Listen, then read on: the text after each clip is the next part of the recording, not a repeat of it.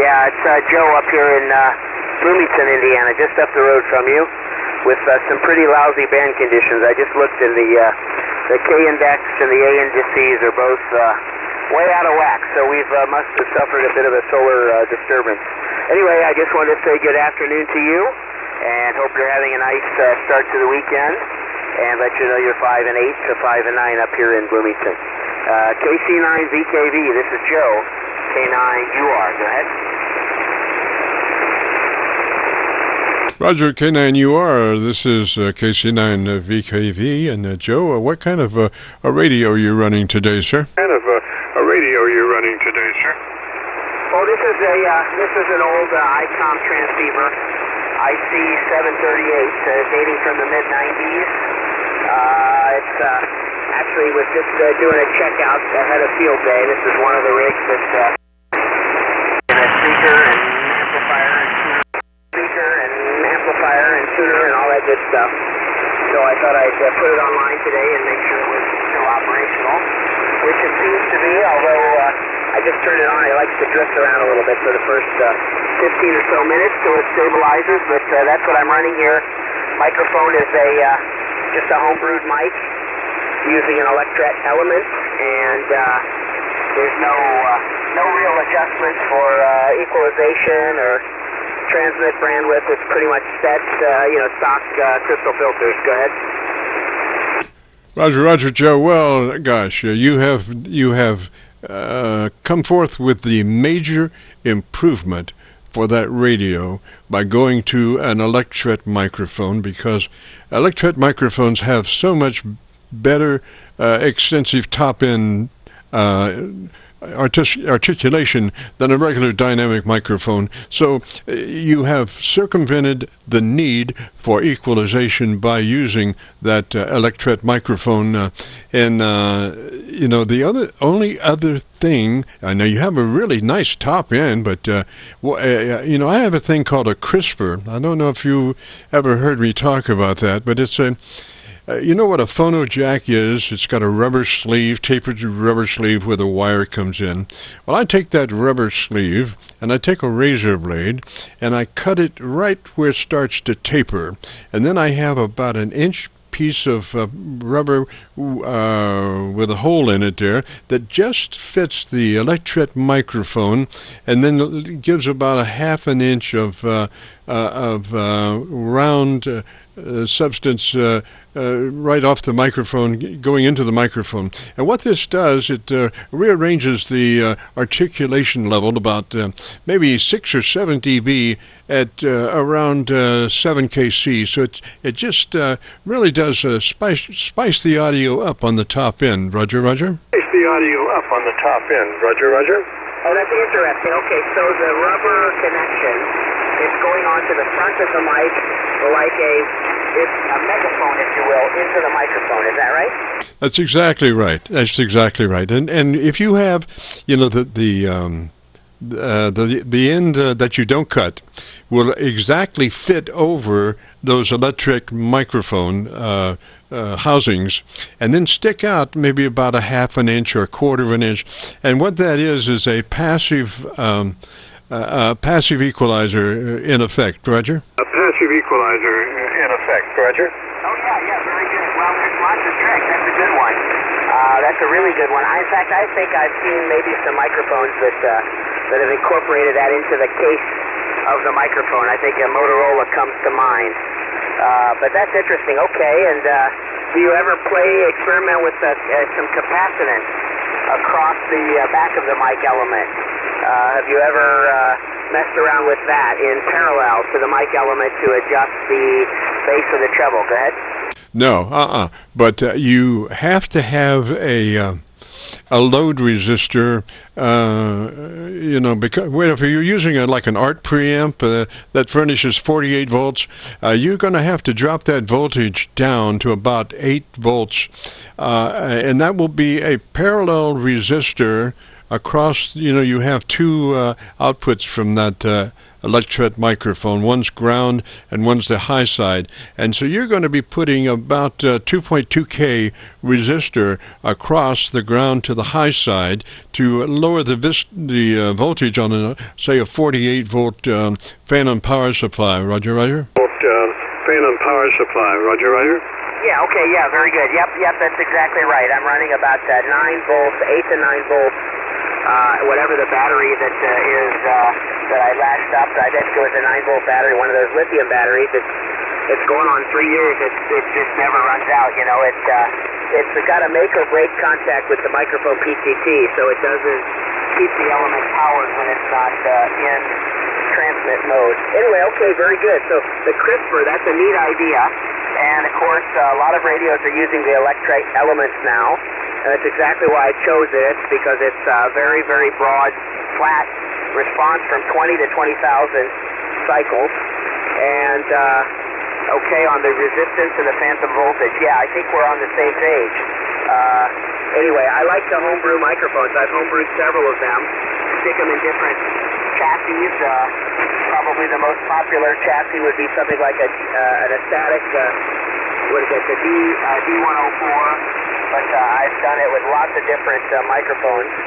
And it's quite easy. It seems to work real well. You can buy those Electret elements for, I think you get 10 of them for $1. So they're not expensive. Go ahead. Oh, that's for Roger, but considering what it would cost you to build other microphones other ways, it's just phenomenally inexpensive, Roger. For like $2, you got a $200 microphone, Roger. A $200 microphone, Roger. Yeah. They're made for ICOM, and 99% of it is packaging material. And then you've got that little 10-cent electric condenser right there on the end, sticking out in the wind, ready to capture audio. Well, anyway, very good. Well, you sound good up here. I know the band is kind of punky, but I was on this frequency when I went to the other station with the ICOM, I forget what it was, 706. That goes back about 30 years, that rig. I had one of those back in 1995, so that's 30 years ago.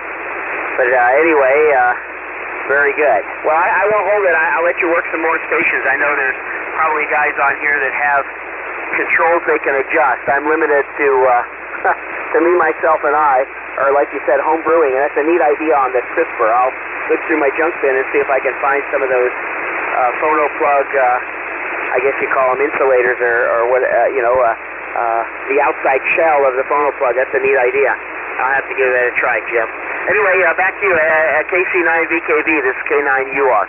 Okay, Roger. What's the name there again? Yeah, Roger. What's the name there again? Yeah, I'm Joe. Juliet Oscar Echo.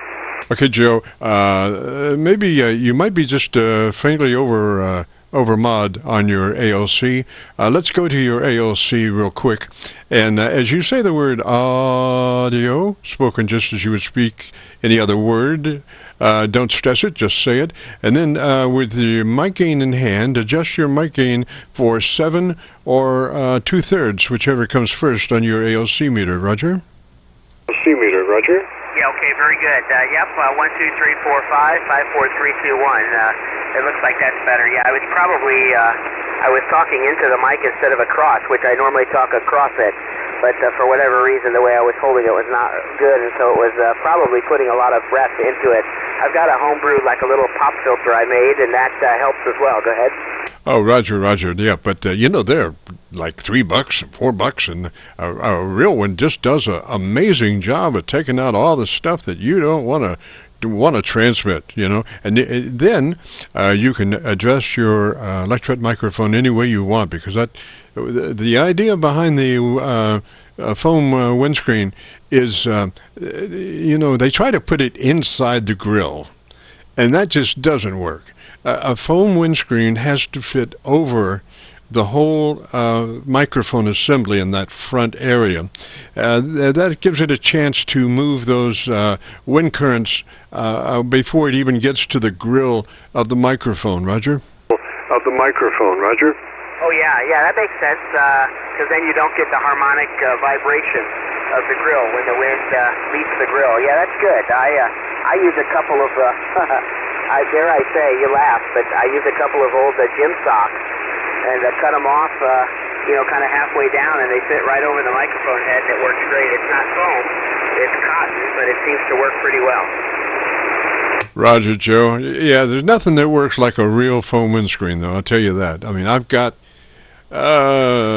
probably 10 of them or 15 of them just waiting in the wings if this one ever croaks. This one's been going for about 10 years. Starting to smell a little bit, but it works real well. Oh, very good, Jim. Hey, tell me, what are you running now for equipment? I remember you used to run an FT990, and I think you've upgraded equipment. Give me your rundown there with microphone, antennas, and all that good stuff.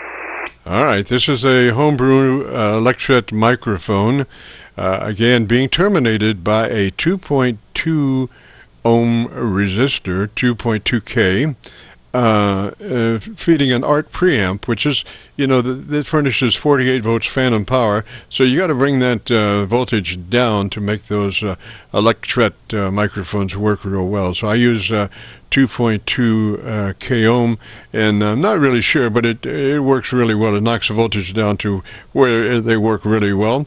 Then an output of the ART preamp into a third octave equalizer.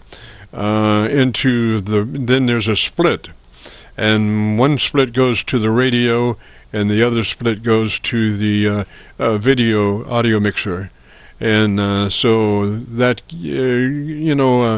does both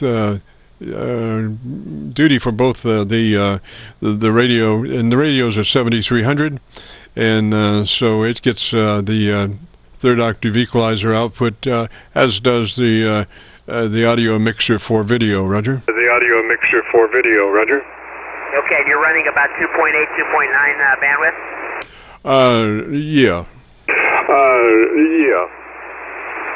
What I want to do is be sure everything is copacetic. Now, if you're familiar with the ALC operation, that is actually a limiter, a function on the automatic level control, as opposed to the compressor.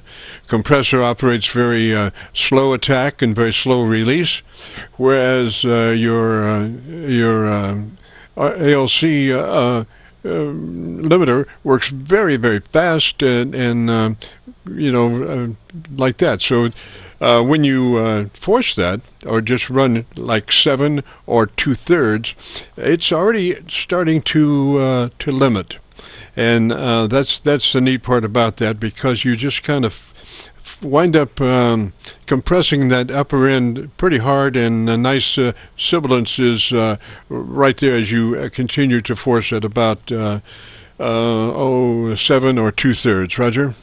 7 or 2/3, Roger. Yeah, we doubled. I'm sorry. Wrong double. Yeah, we doubled. I'm sorry about that. Roger. I was just talking about the ALC circuit. When you run that about 7 or 2/3, you're going to get a 3 dB dynamic range, which means that without the ALC circuit working in there like that, you're going to be equivalent to a non-processed signal. And if you don't have your compressor on, and you're going to have about a 10 dB dynamic range, which is nice for a PA system or audio system, but it needs to be fatter for radio. So we want to continue to open the microphone level to where we have a 7 or 2/3 on our ALC meter, and that will give us a 3 dB dynamic range, and that will give us 80 to 85% of peak modulation, so you're loud, but you're not distorted at all, Roger? But you're not distorted at all, Roger?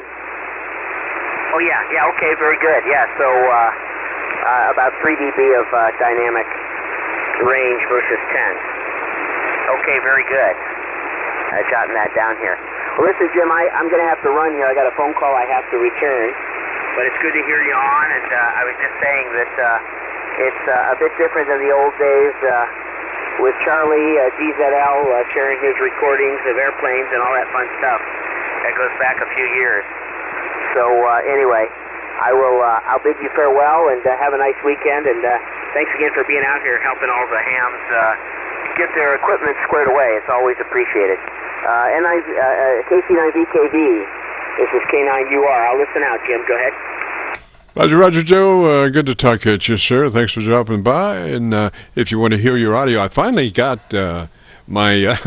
I've been sitting in queue on my Kentucky SDR, which is up around Cincinnati, and it's better than most things as far as SDR is concerned. So I've been sitting in queue for the last hour or 45 minutes to get in. I finally got in, so I got a really good copy on you on my local, my Kentucky SDR over on the Cincinnati side.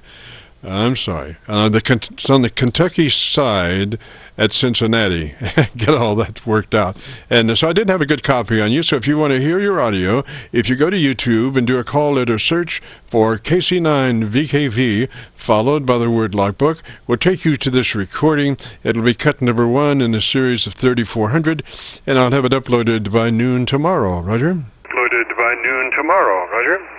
Yep, okay, very good, Jim. I'll take a listen and see what this old beast of a radio, the field day special, sounds like. Hopefully it'll work for us. Anyway, have a nice evening. 7-3. Good weekend. We'll catch you again. KC9VKV. This is K9UR. Back to you. Roger, Roger. And what you have now with that Electret microphone works really well. So, but you might experiment with that CRISPR and see what you think. I like it. I'm running one on this mic, so maybe if you want to experiment, that's what it's all about. 73 there, Joe. Catch you later, sir. This is the Friday afternoon Qso-Vlog network. If you have a radio you want to check out, give me a shout.